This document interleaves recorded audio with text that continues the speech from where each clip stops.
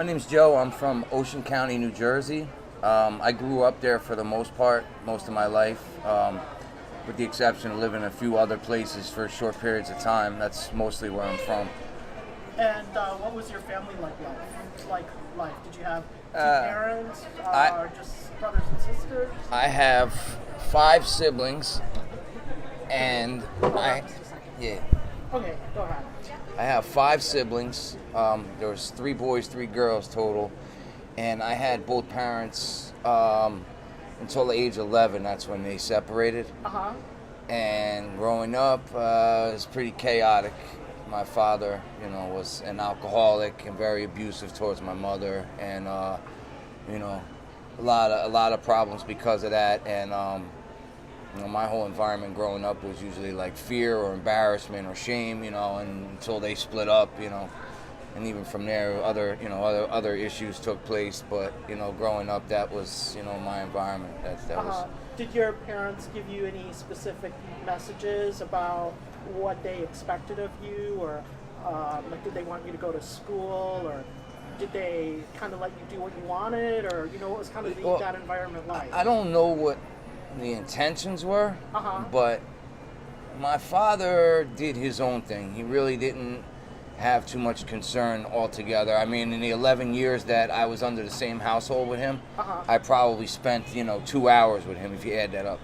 Even though I saw him, almost every day. My mother is an angel, and it's just a shame because growing up, the abuse she was going through from him and the distractions with that, and she was just preoccupied. And then on top of that, having 6 kids, and you're dirt poor and trying to keep up with that, she wasn't able to instill a lot of the, she did what she could, and any good qualities I do have come from her.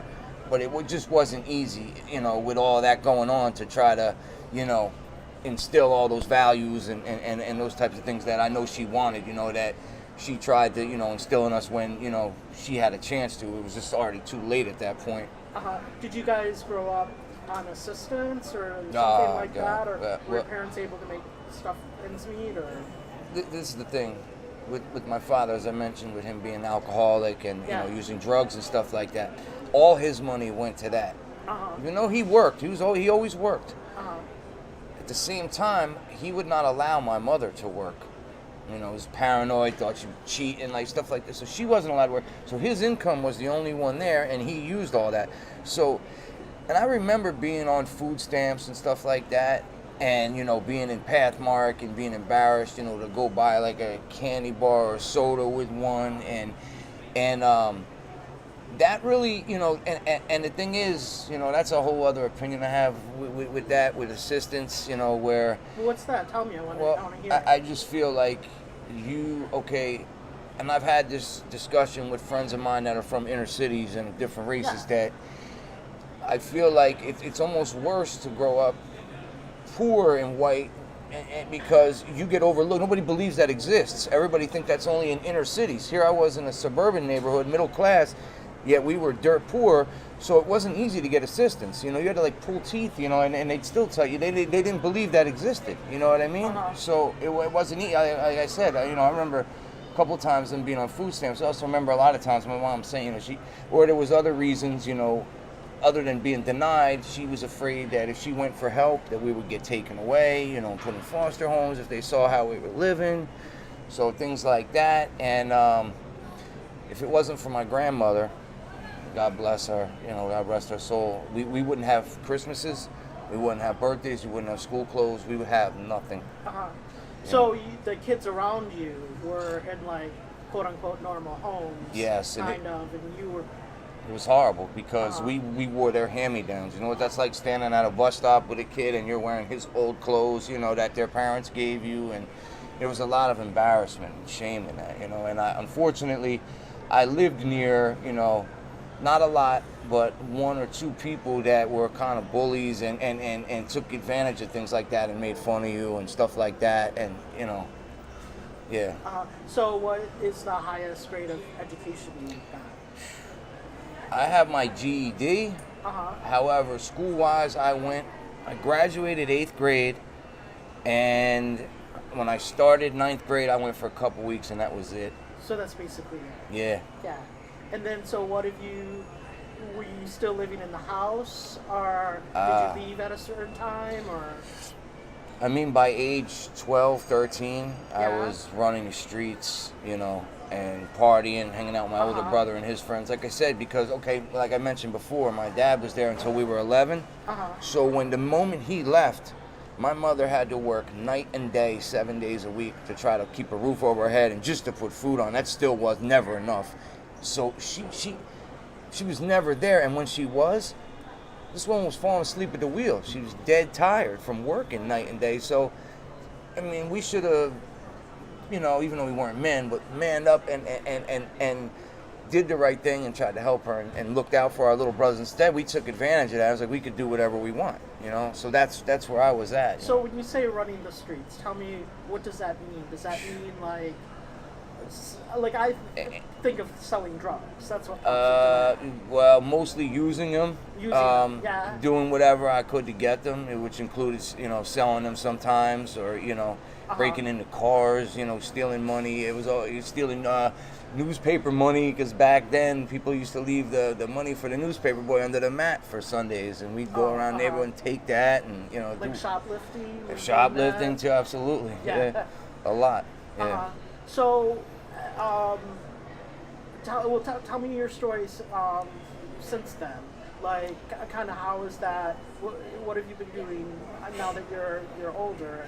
Well, see, what happened was I that pattern went on for years, and then when I was and I would always, you know, after a year or so, try to, you know, as I got older, like 17, 18, I'd try to, like, I wanted a normal life. I just couldn't escape that. Like, I would try, and I'd do good for a while. So when I was like 17 and a half, I met my child's mother, which should have never had. It was just a total dysfunctional relationship. But I met her, and before we even got to know the goods and bads about each other, she was already pregnant. And I don't believe in abortion and stuff like that. So we had a child. So I tried to man up. I worked 2 jobs, you know, and I did good for a while. Then it was always, you know, 3 steps up, 10 back, you know, and I started using drugs again. And that's the pattern that went on for years, you know. And I held on. I always tried to hold on to jobs, though, you know. But there came a point where it wasn't even about like doing it, you know, because I was responsible. I was doing it for my own selfish reasons, because I was afraid if I wasn't working, then I wasn't going to stand there and take whatever drugs someone was willing to give me. I wanted to know that I was able to get what I want, you know.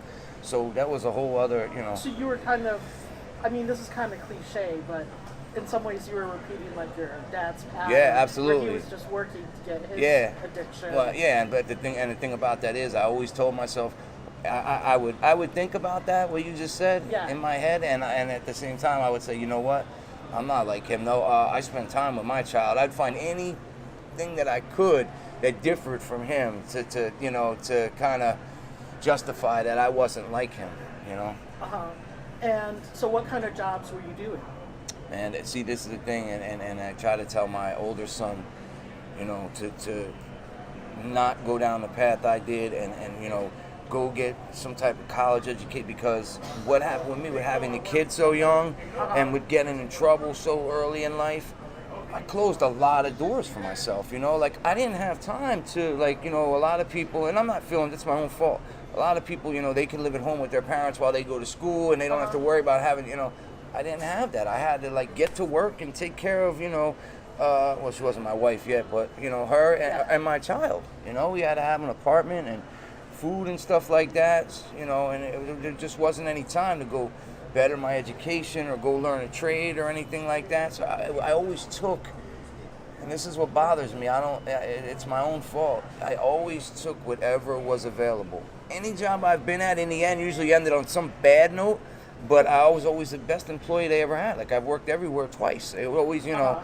after time healed the wound a little bit. Why do you think the jobs end then, or why do you think they end Drugs, bad? always. Always. Or What was your drug of choice? heroin. Yeah. So that kind of really gets a hold of you. Yeah. Drugs, Yeah. right? Physically, you know, I would hold on as long as I could, but, you know, eventually, like always, it gets to a point where the habit exceeds your earnings, and when that happens, you're at work and you're going through withdrawal and you're really sick, and I believe me, people used to ask me, I don't know how you, they'd say, I don't know how you do. I held on as long as I could. Like, I went to work a lot of days and roughed it out, really sick. Eventually, like every time, it got to the point where I couldn't do it no more, and it just. Have you ever, like, what's the longest time you feel like you've been clean? Close to 4 years. Oh, so that's a pretty long time. Consecutively. Yeah, that's what I mean. But up until like 2 years ago, I was probably clean like 6 out of 8 years. From like 2011 up until like a year and a half ago, I had a couple relapses, but for the most part, I was clean mostly all of those years. Like, if you had you want to be clean, it sounds like. Absolutely. Yeah. My life is hell, because of that stuff. Yeah. So, tell me, how many children do you have? I have two. I have a 10-year-old and I have a 22-year-old. Oh, okay. And how do you feel like they're doing? Like, do you think are they getting their education and things like you were saying was important to you, or?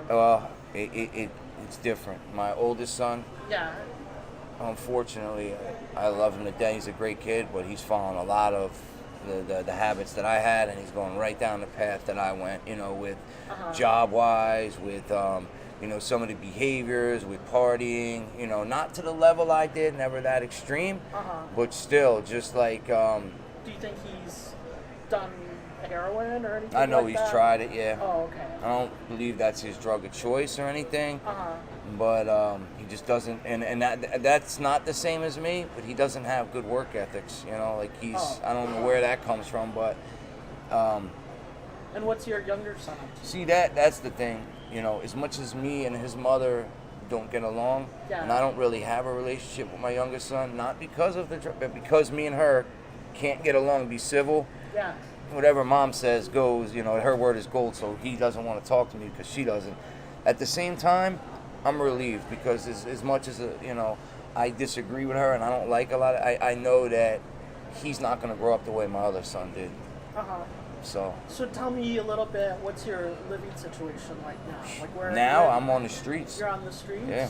Where do you usually hang out at? I'm on different places in Manhattan. No, I'm always just wherever. Like Park Avenue, over that way. You don't have like a spot or something like that. Yeah, I'm always on 28 East 28th Street. Oh, okay. Yeah, that happened about almost 2 months ago. Oh, yeah. You were telling me you were a supervisor at a job. Yeah, then that ended. Why did that particular job end? That one ended because same thing, same reason, drugs. Yeah. And the sad thing was that one was like the first time that I actually had a job that I enjoyed, and I didn't have to physically kill myself. And not only physically, but I didn't have someone over my shoulder all day, is this done, or what are you doing, where are you at, it wasn't like that.